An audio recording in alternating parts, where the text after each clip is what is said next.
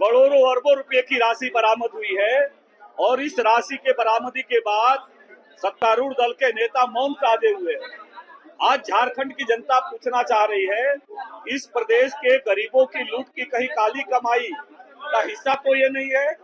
आखिर कौन लोग हैं जिसके घर में नगद अरबों रुपये पकड़ा रहे हैं?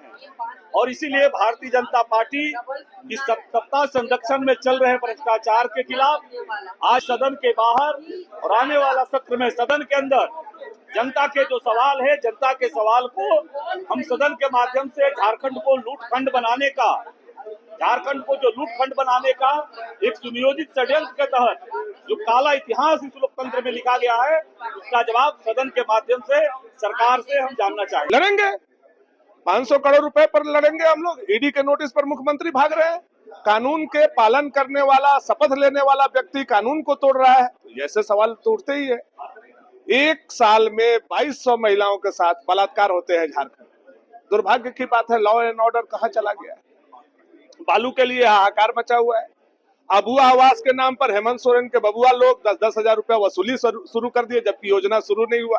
तो बहुत ज्वलंत विषय है, जेएसएससी का विषय है, जेपीएससी के एग्जाम का विषय है, बहुत सारा विषय है। उन विषयों को हम लोग लेकर के सदन में जाएंगे, उठाएंगे, सरकार से लड़ेंगे, सरकार का से सवाल का जवाब चाहेंगे। ये 500 करोड़ किसका है? सोनिया जी का है, राहुल जी का है, हेमंत जी का है, माइनिंग घोटाला का है, जमीन घोटाला का है, ट्रांसफर पोस्टिंग का है। किसका 500 करोड़ रुपया है?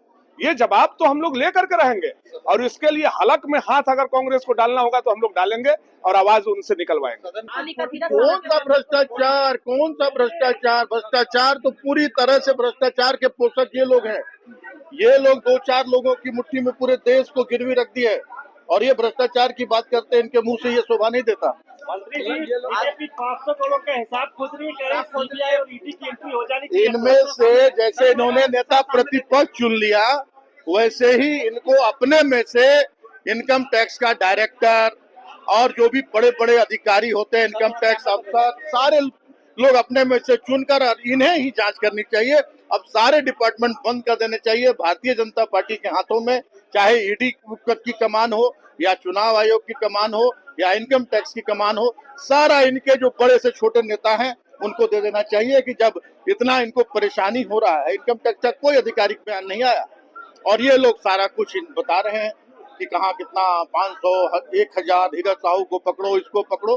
तो अब ये सारे विभाग बंद कर देने चाहिए और भारतीय जनता पार्टी को ही ये सारा विभाग का बागडोर संभाल लेना चाहिए। इनकम टैक्स अखबार के माध्यम से सदन नहीं चलने देंगे, साधन नहीं चलने देंगे तो उनका अलग मंशा है, लेकिन ये सरकार बड़ा पारदर्शी के साथ काम कर रही है और वो लोग मुद्दा विहीन है बीजेपी।